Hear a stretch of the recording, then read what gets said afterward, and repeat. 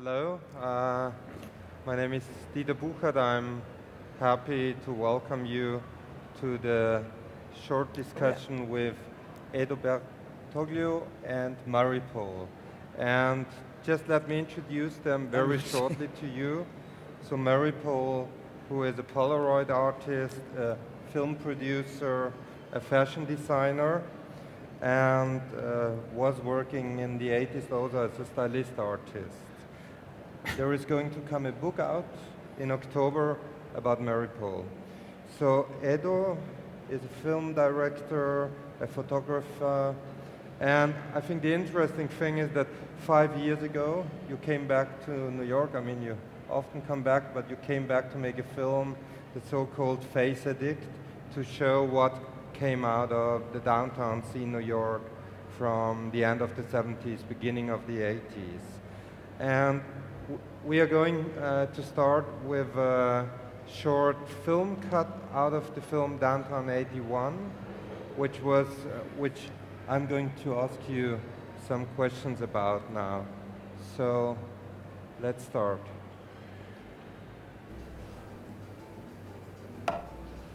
Wait a second. What is this? This thing is worth $420? I have a buyer. That's it. Get out. Out. What do you think I am? David Rockefeller, Leo Castelli or something? I Ça want dépend cash. qui le demande, mais on raconte que ça c'est le premier. Back on the street again. Canvas. The Lower East Side. It looked like a war zone. Like we dropped a bomb on ourselves. But it was okay. I'd met a beautiful woman, and she'd put me up for a night or two. I found enough money in my apartment to buy a joint. All I had to do was sell this painting for $500. Why not? You can get anything you want here if you try. And you can get plenty of what you don't want, too. If you're not careful. Hey, brother, I got Dr. Nova. I got BT-82. Come on back and fuck you up, bro. I'm sure. All right. What do you want? I got the green, I got coke, I got gimmicks. Tell me what you need. A good question, but none of his business. Dynamite, man. If you want to see something ugly, you never have too far to go. But if you want to find something beautiful, well, that's not too hard either. In this town, anything is possible. Around here, you have to think big just to survive. It can be a jungle, and it can be a paradise too. And sometimes, you can't tell the difference. Boom. Hey, my man. How you doing? Maripol, I got you were the smoke. working at the Weed is beginning of guaranteed. 80s, I mean, as a film Join some producer, bags. as a stylist Check it out. artist. How did you meet Jean-Michel? See you around. You Basquiat? know where I'm at. Need a match? You know, it's Okay, sometimes see it's you. difficult to remember the first time you really meet somebody, but my recollection is he was on the set of Glenn O'Brien TV party. He's sitting right next to me. He has a mohawk. Hey, Joe, and, want to go out?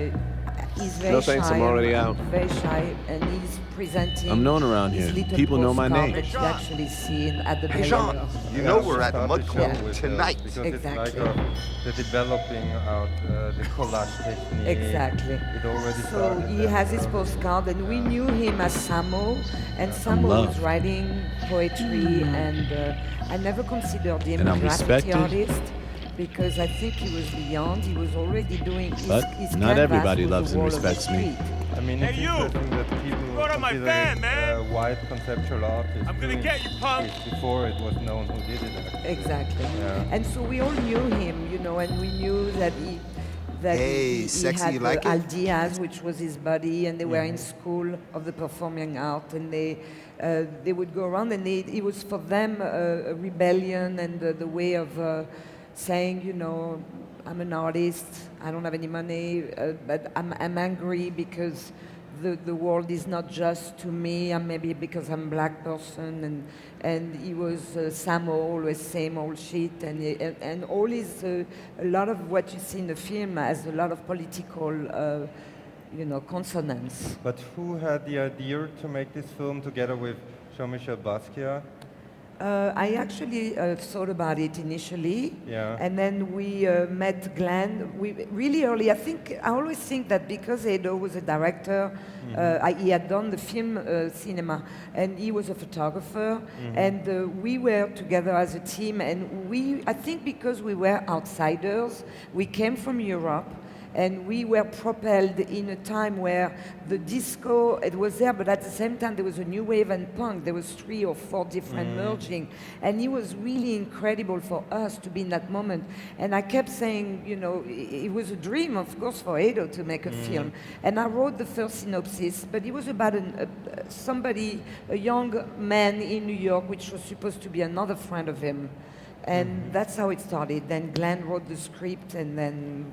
Yeah, in fact, Jean-Michel was not supposed to be the main actor. It was actually Danny Rosen, this very young, dapper guy that we really liked very much because he was very elegant and he moved very well. And he was not shy at all. But after a while, we noticed that we thought about it. We said, well, it's not really a very reliable person, because when we started to shoot, it was kind of hard to shoot in the winter between 1980 and 81.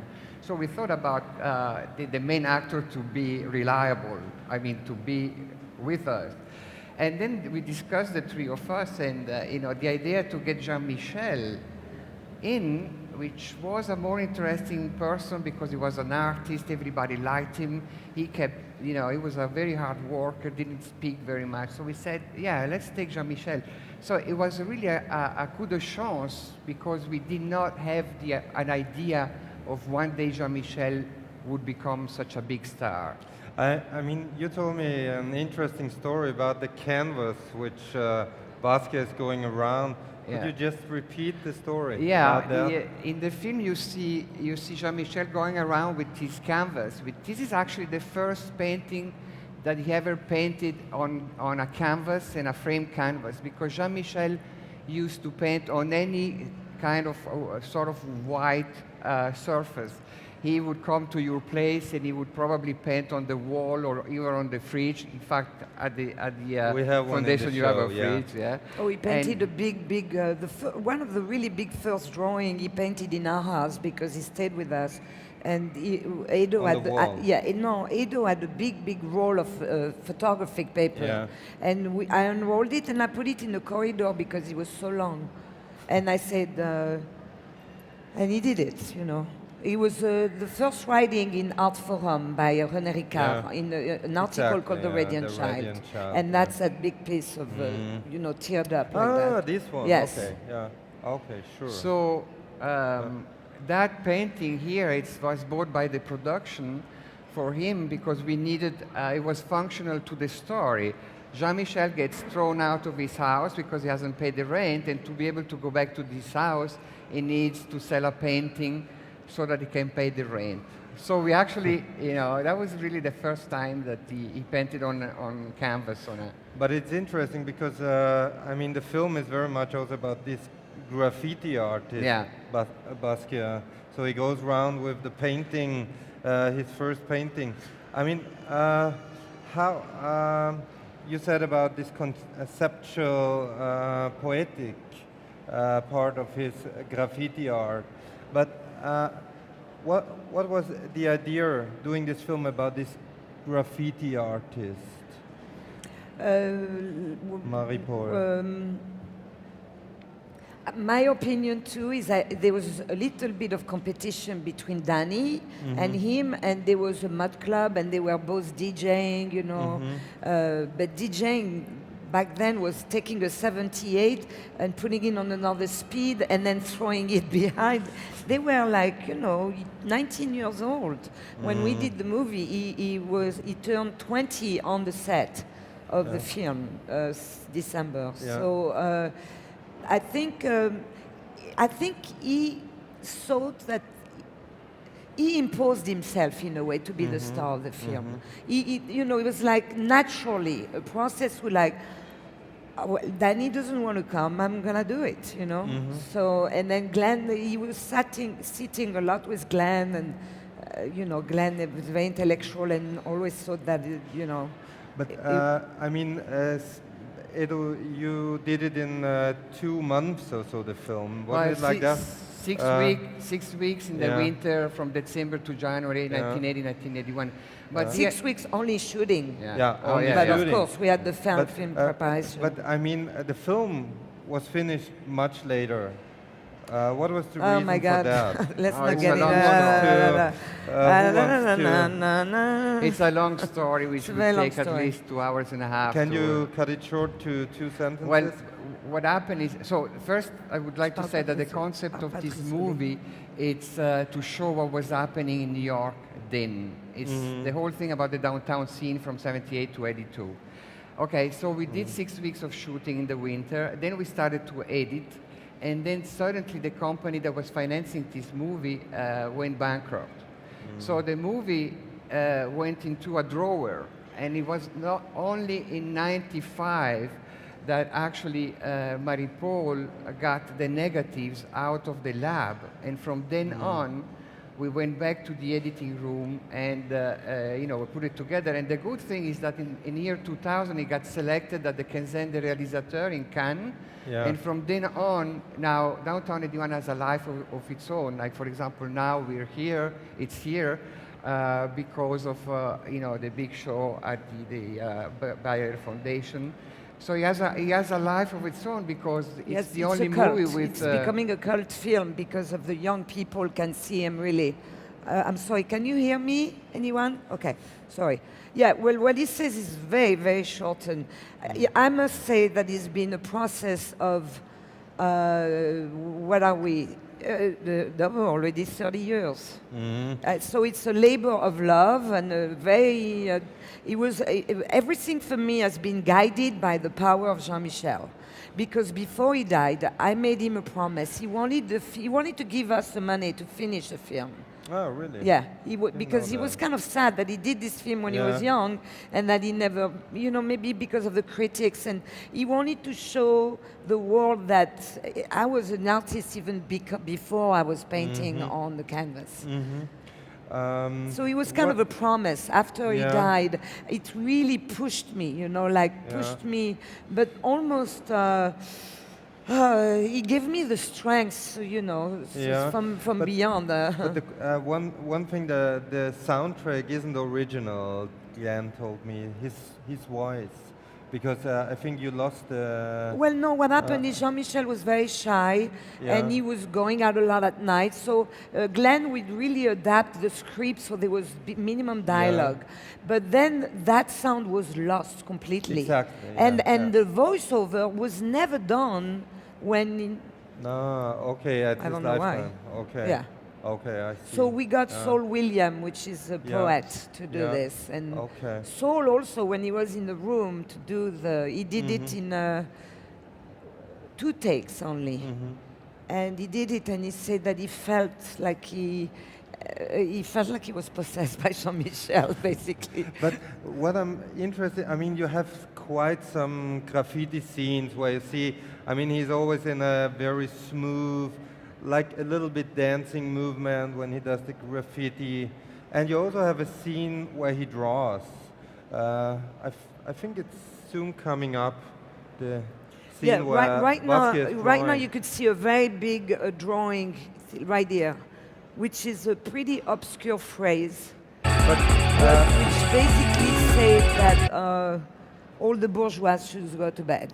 If you read at the whole... But about the drawing he did, actually, I mean, how you remember the way he did, with how much intensity he did it, Edo? Well, yeah, it was really an incredible thing to see him work because he kept drawing and drawing and painting. It's anywhere where he was really, he had this passion, he has this motivation, and it was really great because I saw it seems that it was coming out so easily whenever he was writing or painting. It was such a facility for him. It was very easy. It was very passionating to see. And one other thing that is really funny is that he was sleeping in a little apartment where is the production office, and he painted on all around.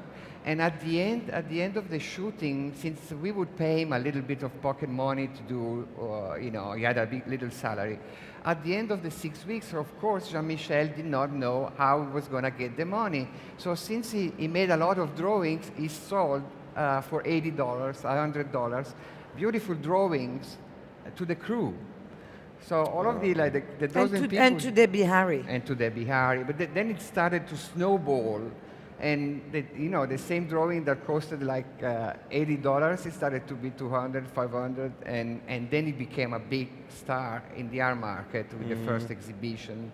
And then it's funny because in Downtown 81, if you look at the whole film, it's like, well, after there is a scene where what happens is that he finds a lot of money on the street, and of course it was a fictionalized scene, but it sort of like predicted his future that one day he would be like a big star in the art world and would have made a lot of money.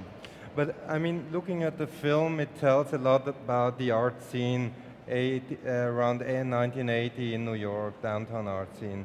And I mean, you see a lot of artists, important person of that. I mean, Glenn O'Brien is in, Fab Five Freddy, up to... Lee, Kinones. Yes. Or... Debbie Harry. Etc.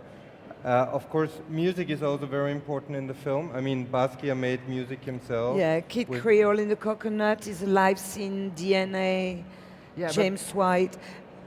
But can you, Maripol, describe in just a few sentences the New York scene and the creativity, and that it was possible at that time that a painter could make graffiti, make music, be a DJ at the same time?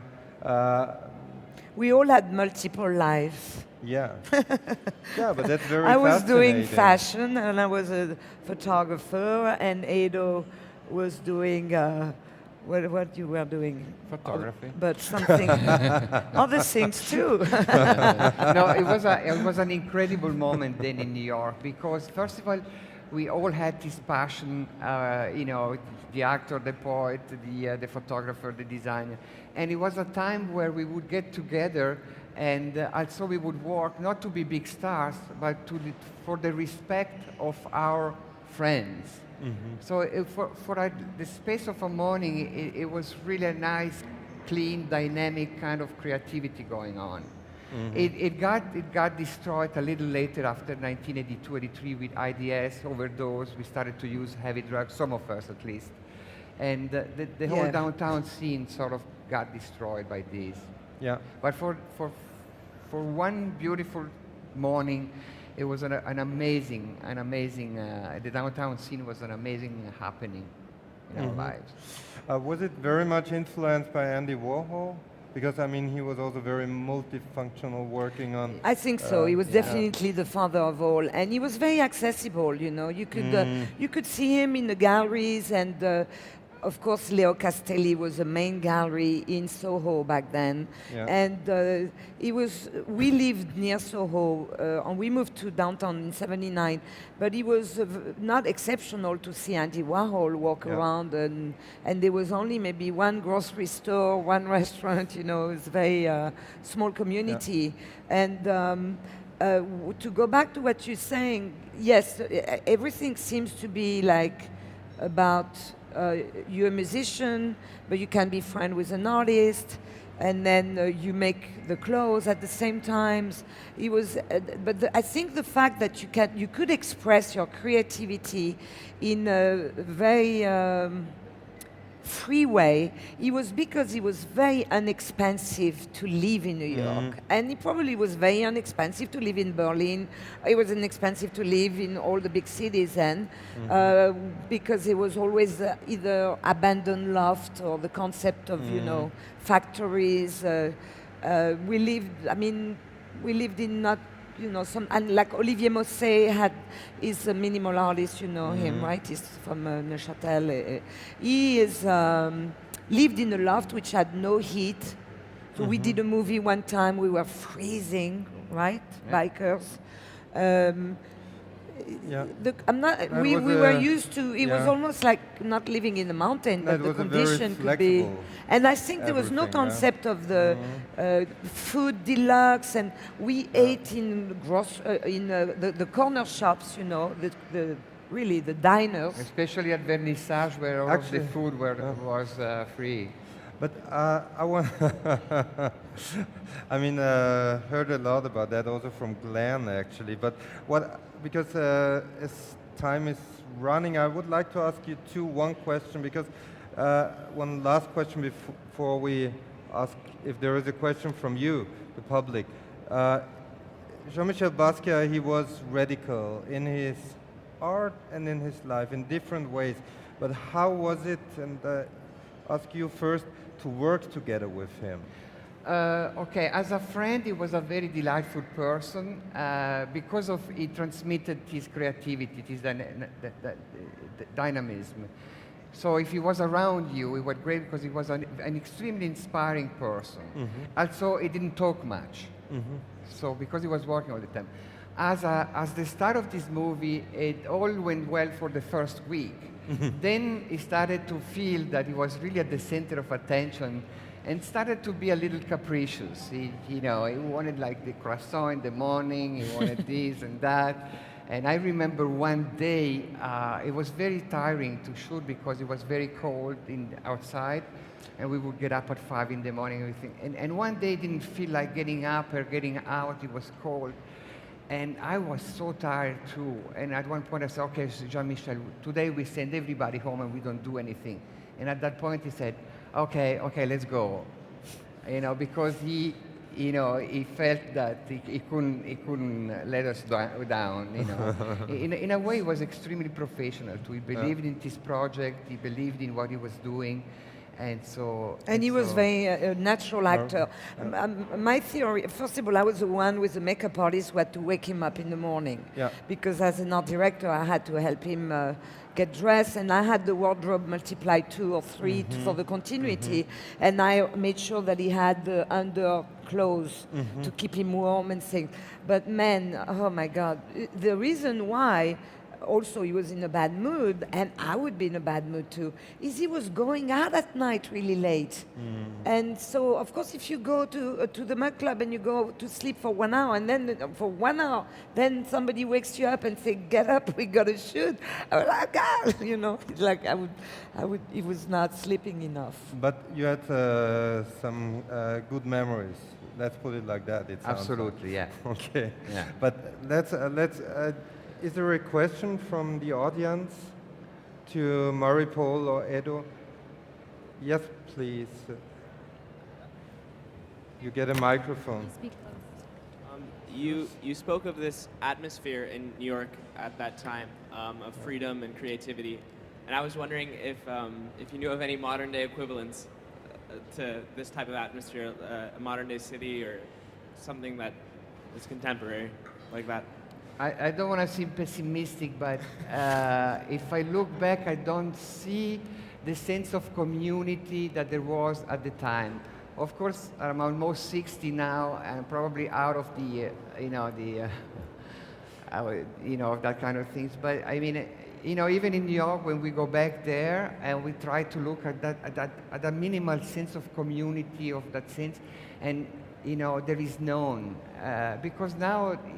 Artists, and also it's very expensive to live in big cities like New York, and now people are much more individualistic. There is not that sense of community that there was at the time. That's my impression, of course. Okay, that's his impression. I'm going to tell you I'm much more optimistic because I am still in Manhattan. I still live in the same loft. We're not together for 20 years, but actually the film was the fact that the film never got finished was a big depressed moment for all of us. So we all, went into chaos, kind of. But I have a son. I don't know how you are, but how old you are? You're probably 22. Okay, 19. So my son is 20. And, to see my son and his friends, and my son is in the music, his friend is an artist, another one is doing something else. I must say that I'm very optimistic. And I see that, oh yes, of course it's harder because the promoters and the developers always steal the areas and the neighborhood where those artists are trying to be courageous like we were and go in no man's land. And it's really not fair. You got to fight really hard. But I go to my best area now is Brooklyn. I don't care about Manhattan. For me, it's like, you know, but Brooklyn, Williamsburg has about 300,000 artists, and it's a strong community. And there is always going to be new music, new art. So if I give you the advice, go on, live your dream. There's always something happening good. But about the question, I think it's very difficult to trace such a scene because I think Berlin was promising some time ago, but I think it's so much more structured and so much more like, in a way, people are allowed to do everything in the arts, but on the other hand, it's also very focused. So I think it's quite difficult having this kind of downtown scene. It's very different kind of scene. The impression that I have is we've become such a professionalized world. Even the art world is much more professionalized. At the time, we wasted a lot of time, you know, having projects, or talking about projects that we wouldn't do, and this and that. But there was this sense of community. Now, you know, everybody's more individual. We live in a very professionalized world, more than 30 years ago. That's what I think. Yeah. And that's not necessarily a good thing if you want to find a community where, yeah. Exactly. So, is there another question? Perhaps about the film or Basquiat? I didn't see. I saw the gentleman. No. Come on, don't be shy. We're here for you. We came all the way from USA, Lugano, Milan. Questions? We only have, I mean, unfortunately, we could go and go to Rita? another scene. Yeah. You have the microphone for the lady up there. I mean, we have some other people here who knew Basquiat and the scene very well. Can you describe a bit about his relationship with the Nina Nosai, his first dealer and the first show? I'm not, because I am going to get very angry, so I'm passing that to him. But it did establish him. Sorry. Within the art world. I could just say Can to you you that I make a am... comment on that? Me? Yes. Yeah. On the relationship between Jean-Michel and Nina Nosei. No, I won't comment on that because you know, I don't really know. Like, Maripol knew more about it, and So, but she well, doesn't I want to could tell talk you a about little it, bit. so. I'm not gonna. No, I'm not gonna say personal. Because Nina Nosei was the first art dealer of Jean-Michel Basquiat. She was kind of inspired by the New York New Wave exhibition, where he had a whole wall. We have in the exhibition at Beyeler, we have some of the works which were shown there, and she gave him the basement under the gallery in '81 to have the ability to paint bigger paintings.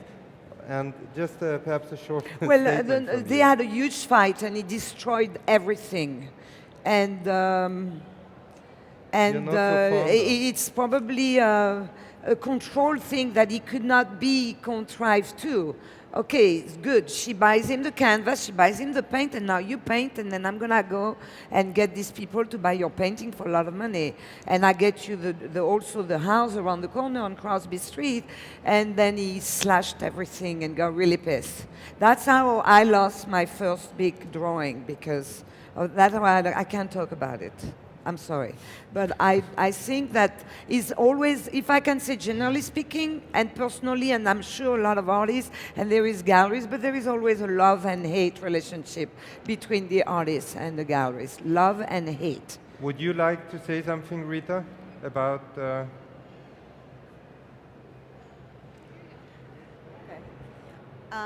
As you mentioned, it was Soho.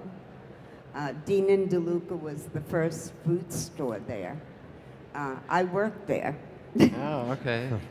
Where? At Dino Di Luca? Yes. You probably helped me all the time. Probably. That was the only place. I don't think so, though. With Giorgio and... The one with the roof. The glass Yes, roof. the first store. Gourmet, Yes, gourmet. yes. I worked as a volunteer there, helping them start the store. Jack Chiglig, actually, was the person who arranged the store.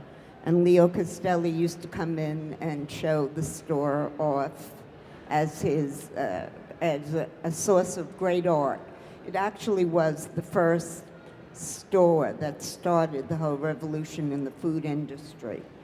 And all the stores followed. But the person behind that was a man called Jack Chiglik, C-G-L-I-C. And he had the first loft, 133 Worcester Street, ever done. And he was not an architect, but the architects followed his vision. And Norma Skirka put him in his book, in her book rather, as the first loft in Soho. Took down all the walls, put up all the books, and this was the atmosphere that Jean-Michel used to ride his little bicycle, which you don't have pictures of, his small bike. I had the same one. Yeah. It was a folding bike. He used to ride his little bike up and down, you know. And the last time I met him was with Vrej Bogomian, which was his last show. dealer, who was like a father to him. He really was. He took care of everything for him. And at that show, it was something very sad. Is the last drawing when you came out was a self-portrait of Jean-Michel, which was a pure skeleton. And I have the chill as I'm speaking to you because it was a premonition that he was going to go. And I remember that we went in the limousine and he was really abusing drugs and pretty well, heavily. we used to say no one handled the paint like Jean-Michel other than de Kooning. He was the second to de Kooning as far as handling the paint. There was no other artist that had that ability in the 80s. That could be a very interesting subject, the pain of being an artist. We need to cut. Thank you, Rita. It's interesting. Thank you, Maripol. Thank you, Edo. Thank you. It was a pleasure. Sorry that you talking had to the you film about- to be so short. But you will be able to get some no, but copies it's of in the It's Beyeler. about but- an impulse, and if anybody wants to see more about Basquiat, I mean, there is our show on at the Beyeler, and there you get some, let's say, see the material directly. I must say, Dieter is a curator, has made one of the most beautiful shows that I ever seen, and I saw all of them so far. Thank you, Maripol. Really, because there is a lot of early work which probably were bought very early by collectors who never wanted to take it out, maybe for God knows reason, probably insurance or the fact that they were so attached to it. And I was shocked to see in that room, and I felt very overwhelmed yesterday. So if you haven't gone and seen it, don't go only one time, go more than one time. Thank you so much. It's the last word. Bye. Thank you.